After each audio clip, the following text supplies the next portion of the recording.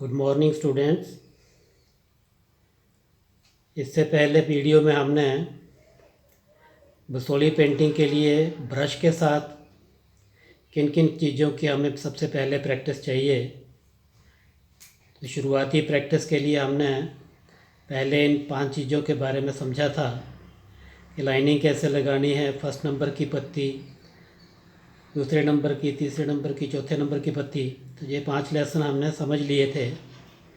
इसके बाद और किस किस प्रकार की पत्तियाँ कैसे ड्रॉ करनी होती हैं और कैसे उसके लिए डिफरेंट पेड़ कैसे बनते हैं और पेड़ों पर कैसे इसको एडजस्ट किया जाता है, ये आप अभी देखेंगे। जैसे ये कुछ पेड़ बनाए हैं, कुछ काम इन पर किया हुआ है, ये काम कैसे किया जाता है ये आप देखिए।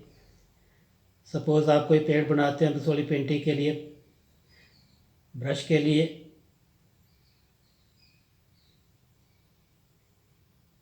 ये देखिए,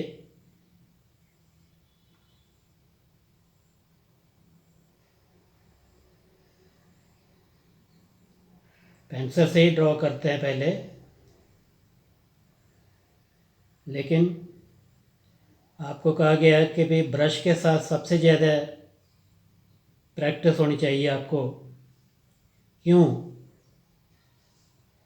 क्योंकि ये चीज़ जो अभी हम ड्रॉ कर रहे हैं ये पेंसिल से पहले ड्रॉ की जाएगी।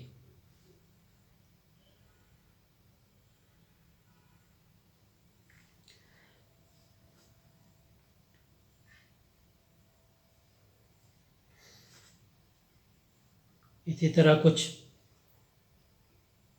अब जैसे ये पत्तियां हैं, तो ये पत्तियां कैसे ड्रॉ की जाती हैं, इसका क्या तरीका क्या है, डिज़ाइनिंग क्या है। जैसे ये पत्तियां बनाई हुई हैं, यही पत्तियां छोटे साइज़ में ये हैं। ये पत्तियां, ये देखिए, पहले सेंटर वाली पत्ती लगाई जाती है ऐसे, और साइड में क्लोज़ करते हुए ये पत्तियां ऐसे क्लोज़ करते हुए बनाई जाती है। सेंटर वाली पत्ती ऐसे, ऐसे सेंटर वाली पत्ती, फिर क्लोज़ करते हुए ये सेंटर वाली पत्ती की डायरेक्शन अगर इधर को है, इधर, तो सारा टहनी का जो झुंड है वो इसी साइड को दिखेगा। अगर ये सेंटर वाली पत्ती की डायरेक्शन जो है इस साइड को है ऐसे, तो ऑटोमेटिकली वो टहनी का झुंड जो है वो इधर को गिरता हुआ दिखेगा। पत्तियाँ सारी की सारी, टहनी का झुकाव लेफ़्ट साइड होगा। ये राइट साइड को है, ये लेफ़्ट साइड को है, सेंटर वाली पत्ती पर डिपेंड करेगा। तो इसी तरह यही चीज़ इसको फिर छोटे साइज़ में पेड़ों में कैसे फिल किया जाता है, ये देखिए, सेम टेक्निक है लेकिन छोटे साइज़ में।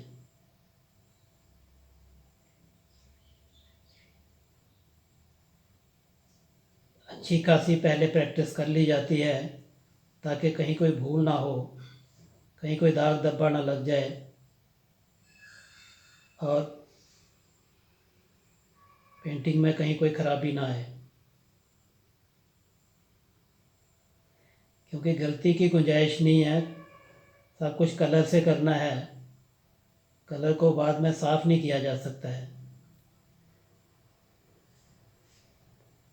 क्योंकि ये इसको साफ़ करेंगे तो इससे पहले नीचे कलर किए हुए हैं, पेड़ के लिए फिलिंग की हुई है, और फिलिंग के बाद ऊपर से ये छोटा काम हो रहा है मिनिएचर वर्क।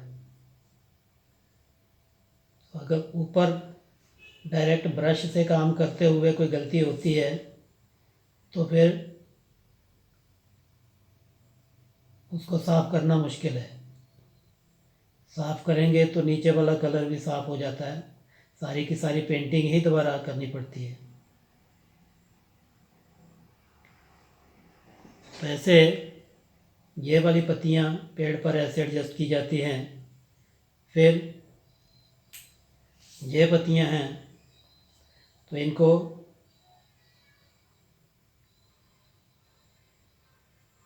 मान लो कोई आपने आम का पत्ता बनाना है, आम का पेड़ बनाना है, तो उस पर इस प्रकार के पत्ते लगाए जाते हैं, क्योंकि बसोली एक विशेष स्थान है और विशेष स्थान में वहाँ के पेड़ पौधे भी विशेष रूप के होते हैं, वहाँ के लोगों का पहरावा भी विशेष प्रकार का होता है। भारत में हर 10 किलोमीटर के बाद फैशन चेंज हो जाता है, लोगों के फीचर चेंज हो जाते हैं। तो ऐसे हर इलाके की अपनी अपनी विशेषता होती है। अलग अलग प्रकार के पेड़ होते हैं जो एक इलाके में होते हैं, वो दूसरे इलाके में नहीं होते। तो इसलिए बसोली में इस प्रकार के पेड़ पाए जाते हैं। अब इस पेड़ में मान लो यही फिलिंग करनी है,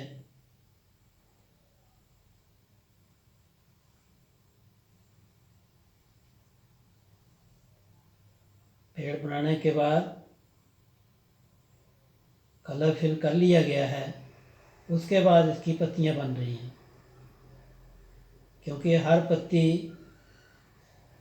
इस छोटे ब्रश से एक एक पत्ती दिखाई देगी। छोटी से छोटी पत्ती भी दिखाई देगी, छोटे से छोटा काम भी दिखाई देगा। मिनिएचर की यही विशेषता है,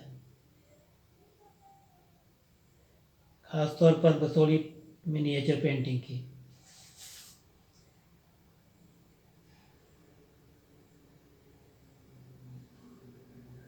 और बसोली पेंटिंग भी है तो इंडियन मिनिएचर पेंटिंग के अंतर्गत ही आती है। बसोली पेंटिंग है, कांगड़ा पेंटिंग है, चंबा पेंटिंग है, मानकोट पेंटिंग है, जसरोटा पेंटिंग है। ये अलग अलग प्रकार की पेंटिंग्स हैं सभी मिनिएचर, लेकिन ये पहाड़ी मिनिएचर के अंतर्गत आती हैं। पहाड़ी मिनिएचर इनको इसलिए कहते हैं कि हिमालय के साथ साथ जो स्टेट्स हैं, कांगड़ा है, J&K है, उससे आगे की कुछ स्टेट्स हैं,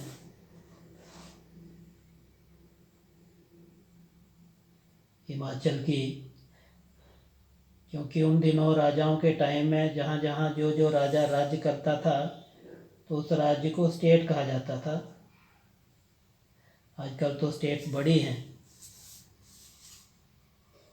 तो इसी तरह बसोली स्टेट कही जाती थी। और बसोली के राजा के टाइम में जो काम उस टाइम हुआ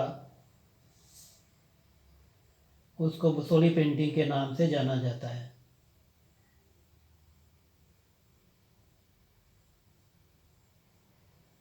तो ये बसोली पेंटिंग की हिस्ट्री के बारे में, कैसे ये आर्ट वहाँ पनपा, कब से पनपा, किस राजा के दौरान पनपा और कब ये ज़्यादा फ्लोरिश हुआ और अंत कैसे हो गया, फिर इसका रिवाइवल कैसे हो रहा है, ये सारी चीज़ें टाइम टू टाइम अलग अलग वीडियो में आपको बताता रहूँगा। अब जैसे ये 2 नंबर की जो पत्ती है, इसी को जब आप, ये प्रैक्टिस के लिए हमने बड़े रूप में बनाई थी, तो पेंटिंग में जब आप ये देखो पेड़ के ऊपर से जब ये लताएं गिराई हैं तो तब इतनी मोटी पत्ती नहीं बनेगी, सूक्ष्म बनेगी। सूक्ष्म से सूक्ष्म काम करने के लिए बहुत ज़्यादा प्रैक्टिस की आवश्यकता है।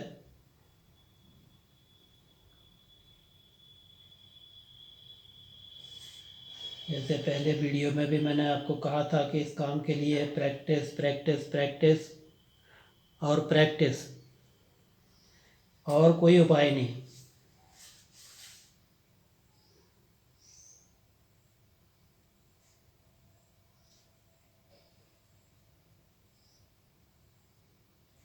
तो ये पत्तियाँ ऐसे बनानी है, ये आपने देखी।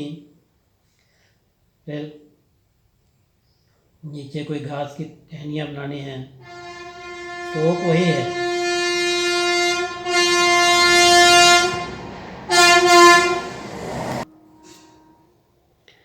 जैसे मैंने कहा कि स्टोक वही है, उसी स्टोक से अलग अलग चीज़ें निकली हैं। इसी ब्रश की देखो नोक से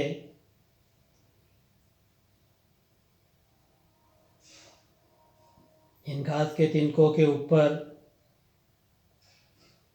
छोटे छोटे डिफरेंट कलर के फूल आप बना सकते हैं। ये पत्ती आ गई। उसके बाद बड़े साइज़ की पत्तियाँ, मान लो कोई बरगद का पेड़ है तो उसकी पत्तियाँ बनानी हैं, वही शेप है।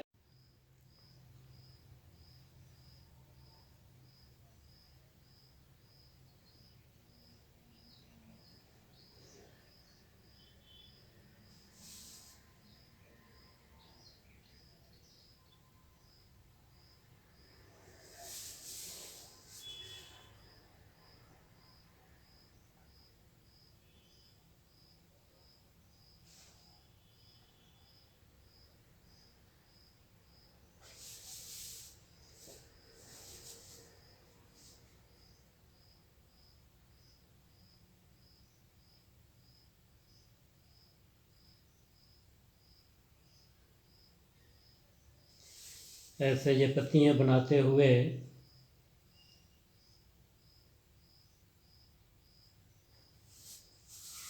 इनको पेड़ों की शेप दे सकते हैं।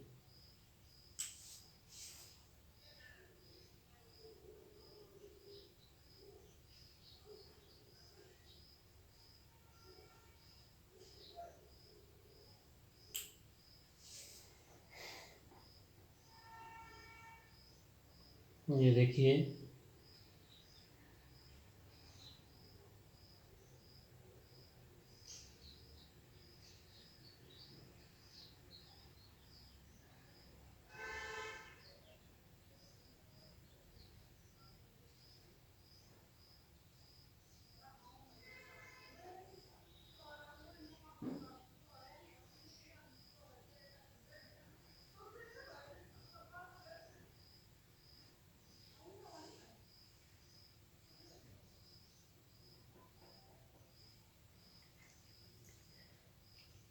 इस तरह बाकी पेड़ों को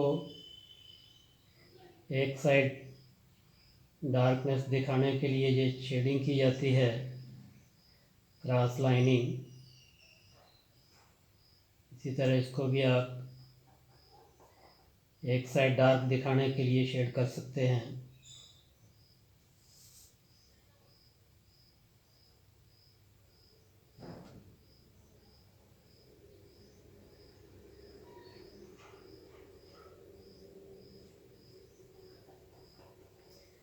इधर आप देख रहे हैं छोटा छोटा छोटा छोटा छोटा छोटा काम धीरे धीरे करते हुए इसको पत्तियों से भर दिया जाता है सभी पेड़ों को। और पेड़ों पर जो लताएं हैं उन पर ऐसे पत्तियां बना के जहाँ कहीं फूल लगाने हो, फूल घास पर कहीं जहाँ जहाँ फूल लगाने हो, ये आप देख रहे हैं कि सेंटर वाली पत्ती की डायरेक्शन जिस तरफ को है उसी तरफ को ये पेड़ झुकता हुआ दिख रहा है। तो इस आज के इस वीडियो में हम इतना ही रखते हैं। इसके बाद नेक्स्ट वीडियो में हम आपको बताएंगे कि बैकग्राउंड में बिल्डिंग्स वगैरह के डिज़ाइन किस प्रकार किए जाते हैं, डिज़ाइनिंग में किस प्रकार की वो लाइनिंग आती है, वो सब बताएंगे। इसमें इतना ही। Thank you.